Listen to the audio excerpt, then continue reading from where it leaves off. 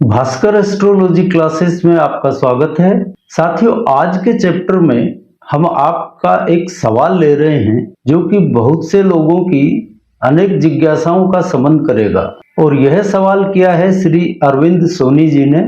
और इस सवाल में आपने पूछा है, एक मिनट देख लेता हूं जरा।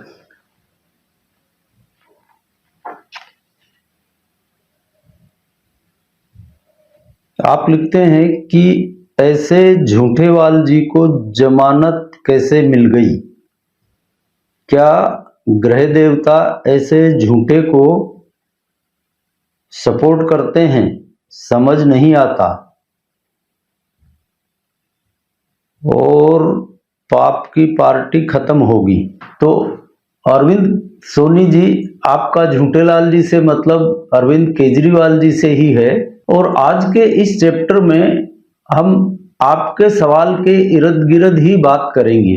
आपका सवाल है कि ऐसे झूठे आदमी को ग्रह देवता कैसे सपोर्ट करते हैं। तो देखिए, ग्रह देवता न तो किसी को सपोर्ट करते हैं न किसी का बुरा करते हैं। ग्रहों को अपने भाव अनुसार जो भी दायित्व मिल जाता है उसको वो पूरा करने का प्रयास करते हैं।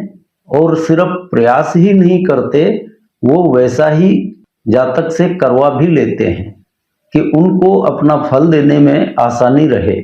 जैसे अभी यहाँ पर केजरीवाल जी को जो जमानत मिली है उसके पीछे भी कोई ना कोई उद्देश्य है।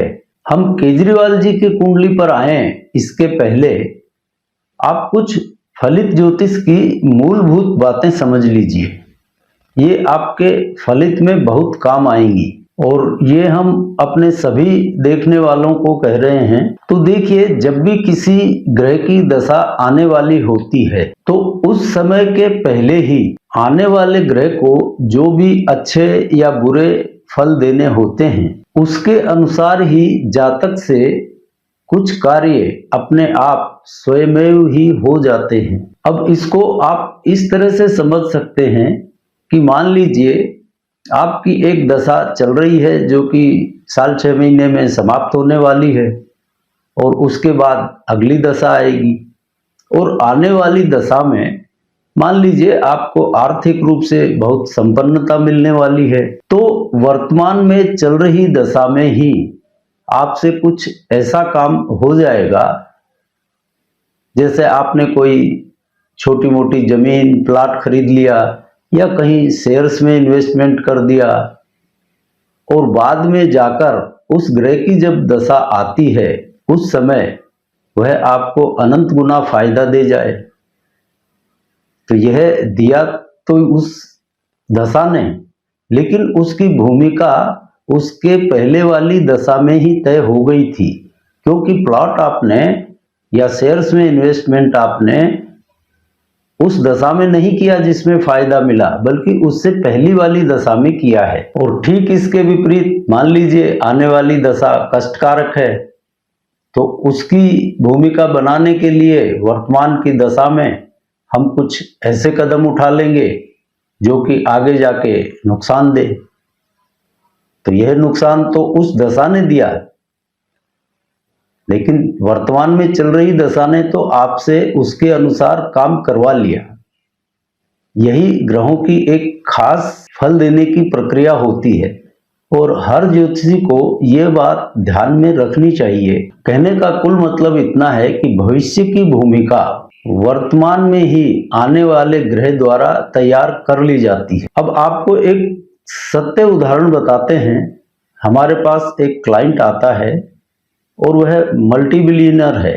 नाम और उसकी कुंडली तो हम यहाँ पर गोपनीयता की वजह से नहीं बताएंगे, आपको सिर्फ उसकी ग्रह स्थिति के बारे में बताते हैं जिससे कि आप इस बात को अच्छी तरह से समझ सकें। उस जातक का कर्क लग्न है और जब वह हमारे पास आया तब उसको चंद्रमा की महादशा चल रही थी और बहुत बढ़िया उसका काम धंधा परिवार सब कुछ बहुत बढ़िया चल रहा था, कोई समस्या वाली बात नहीं थी। चंद्रमा की दशा के उस समय साल 1.5 साल करीब बचे होंगे।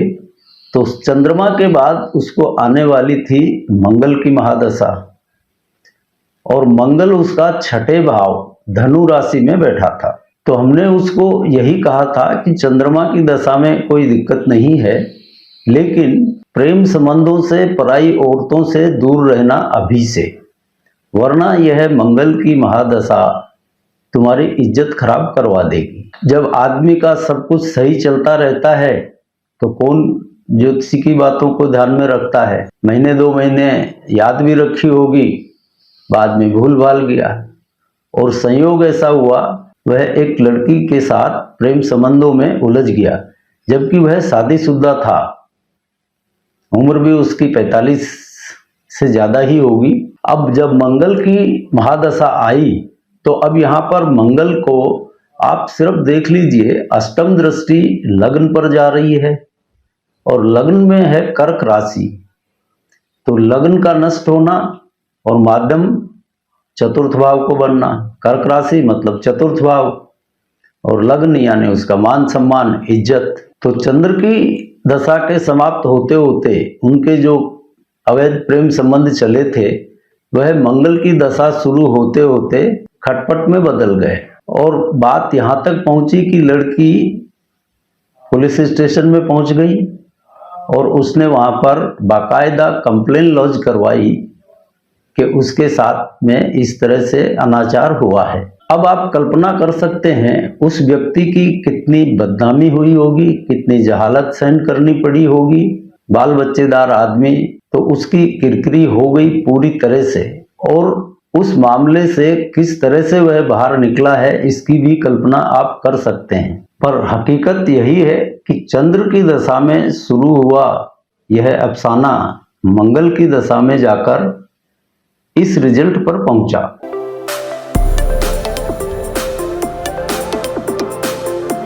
आइए अब आज के सवाल के परिप्रेक्ष्य में केजरीवाल जी की कुंडली पर बात करते हैं। वैसे तो केजरीवाल जी की कुंडली पर हमने 1 साल से भी पहले, जब उनको गुरु की महादशा में मंगल की अंतर्दशा चल रही थी, तब विस्तार से हमने बात की थी।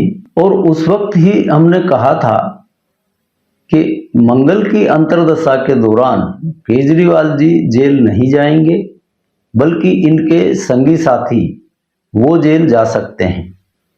और इनके 3-4 संगी साथी उस दरमियान जेल गए भी।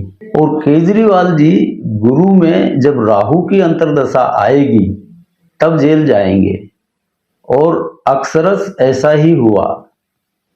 राहु की दशा लगने के 3-4 महीने बाद ही केजरीवाल जी जेल चले गए। अब वर्तमान परिप्रेक्ष्य में देखिए, फिलहाल इनको गुरु की महादशा में राहु की अंतर्दशा चल रही है, जिसमें ये जेल गए हैं। और ध्यान रखिए, राहु की अंतर्दशा समाप्त होते ही इनको शनि की महादशा लगेगी, और शनि की यह महादशा इनको 18 मार्च 2026 से शुरू होगी।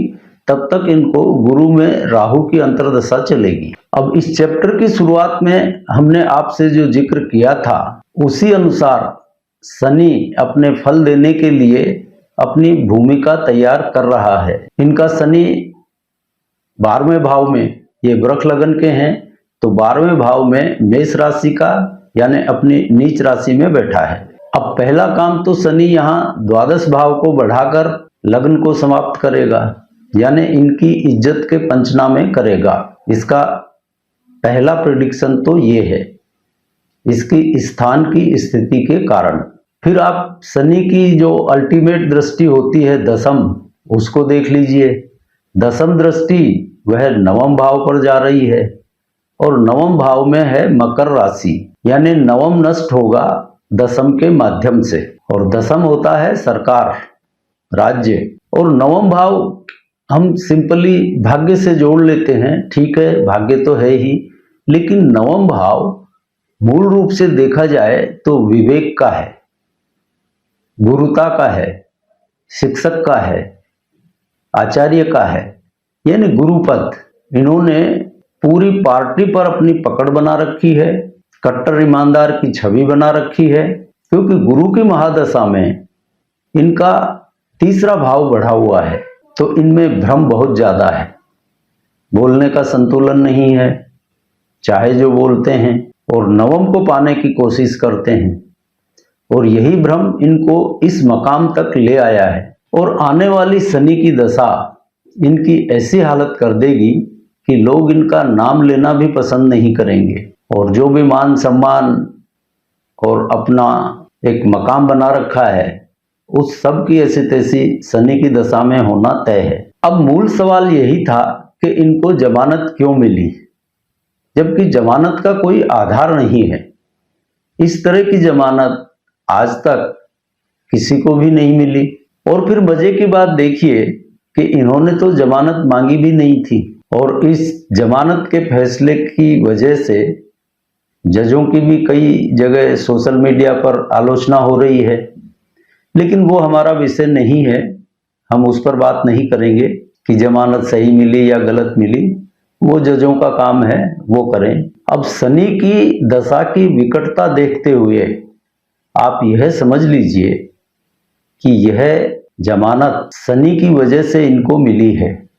शनि चाहता है कि ये बाहर आएं और कुछ नए कर्म करें और इनको पूरा फल इनको मिल सके, क्योंकि शनि को यहाँ पर न्याय करना है। अब जेल में रहकर तो ये सिर्फ आर्थिक अपराधी थे, मनी लॉन्ड्रिंग के, और नेता लोगों को आर्थिक अपराधों में जेल काट कर आना, इसमें कोई शर्म महसूस होती ही नहीं है। आप लालू जी को देख लीजिए, शान से भाषण करते हैं, यानी शर्म नाम की कोई चीज इनको नहीं होती है आर्थिक घपलों में। आपके हमारे यहाँ पुलिस भी आ जाए तो पड़ोसियों को मुंह दिखाने लायक नहीं रहते।